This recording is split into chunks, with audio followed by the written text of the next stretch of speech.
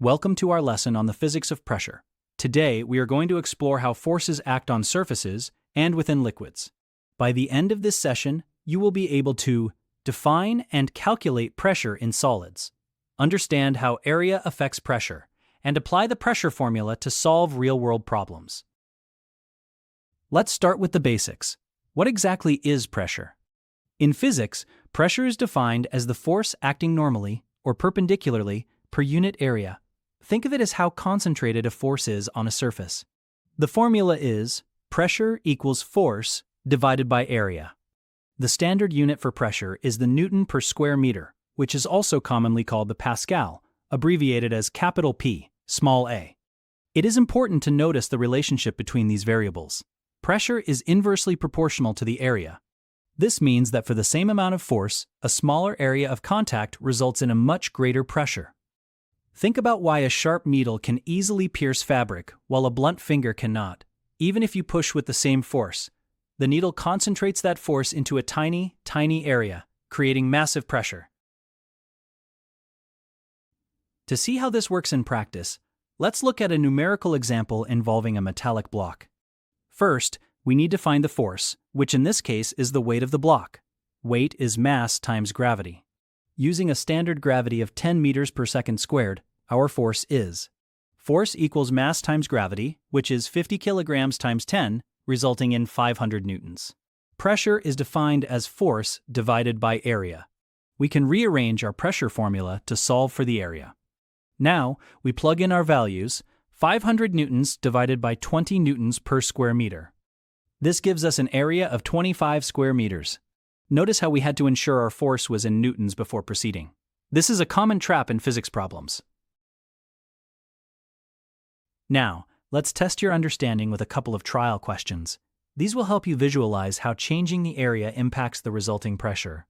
Let's calculate the first case. We take our weight of 100 newtons and divide by the area of 0.1. Now, notice what happens in the second case when we make the area 10 times smaller. By shrinking the area from 0.1 to 0.01, the pressure increased from 1,000 to 10,000 pascals. This perfectly demonstrates that smaller contact areas create much higher pressures. Consider a cuboid with dimensions 4 meters by 3 meters by 2 meters, weighing 480 newtons. Our goal is to find the maximum and minimum pressure it can exert. To find the maximum and minimum pressure, we need to look at the different faces of this cuboid. Since pressure is force divided by area, the maximum pressure occurs on the smallest area, and the minimum pressure occurs on the largest area. The possible contact areas for the different faces are 4 times 3, which is 12, 4 times 2, which is 8, and 3 times 2, which is 6 square meters. Let's find the maximum pressure using the smallest area, which is 6 square meters. And for the minimum pressure, we use the largest area, which is 12 square meters. Now we have met our first few objectives. We can define pressure, understand the inverse relationship with area, and solve problems for both area and pressure. Now, let's look at a slightly more complex problem where we combined density and pressure. To solve this, we first need the weight of the block, but we only have density and dimensions. First, let's find the volume. Volume equals 5 times 10 times 20, which equals 1,000 cubic centimeters. Next, we find the mass using the density formula. Mass equals density times volume. Mass equals 2.5 grams per cubic centimeter times 1,000 cubic centimeters, which equals 2,500 grams. In physics, we usually work in SI units, so let's convert 2,500 grams to 2.5 kilograms. Now we can find the weight, or force. Weight equals mass times gravity, which is 2.5 kilograms, times 10, which equals 25 newtons. To find the maximum pressure, we need to place the block on its smallest face. Let's look at our dimensions in meters to keep our units consistent. The sides are 0.05 meters, 0.1 meters, and 0.2 meters. The smallest area is the product of the two smallest sides. Smallest area equals 0.05 meters times 0.1 meters, which equals 0.005 square meters. Finally, we calculate the maximum pressure.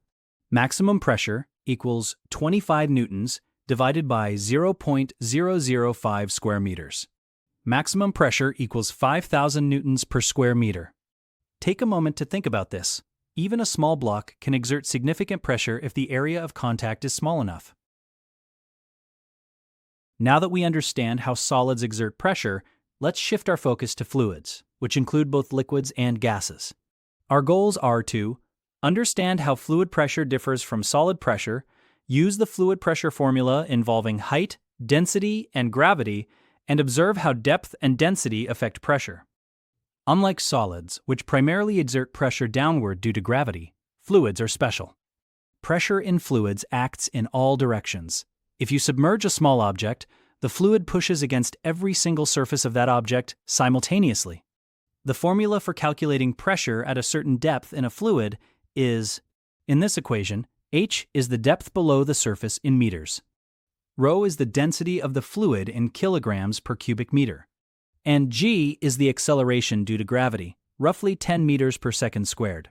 This tells us that fluid pressure depends on how deep you are, how heavy the liquid is, and the pull of gravity.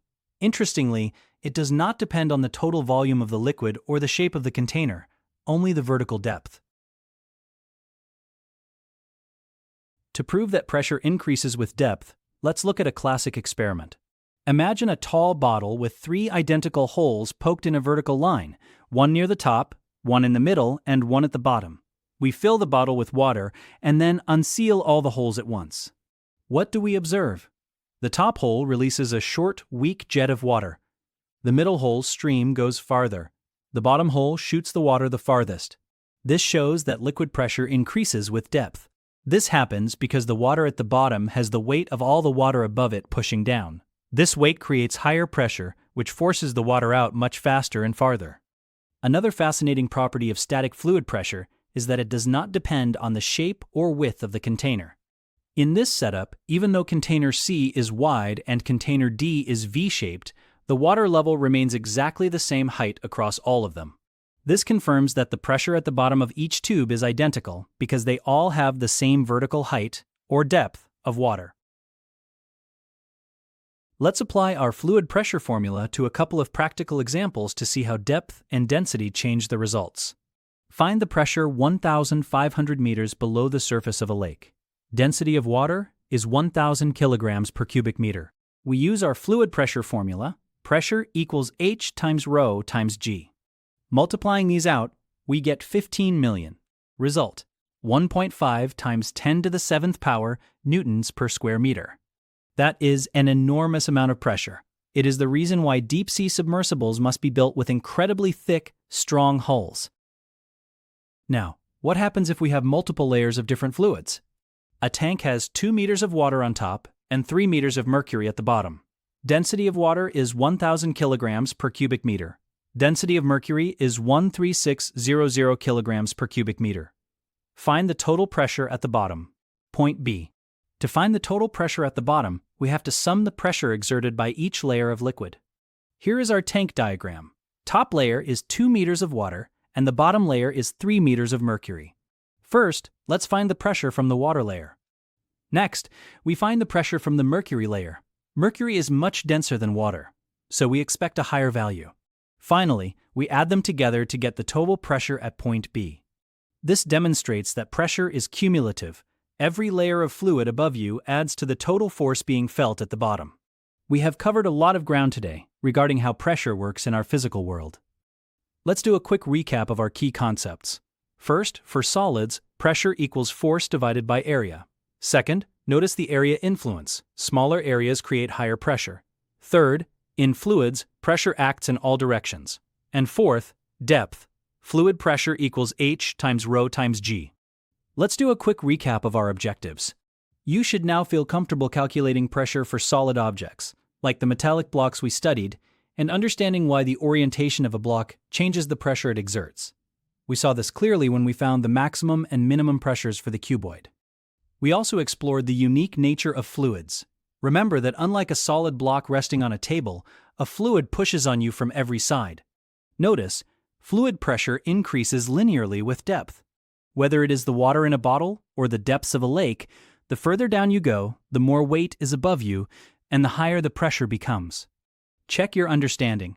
Why does a diver feel more pressure at 10 meters than at 2 meters? Because the value of H in our formula is larger, and there is more water weight pressing down.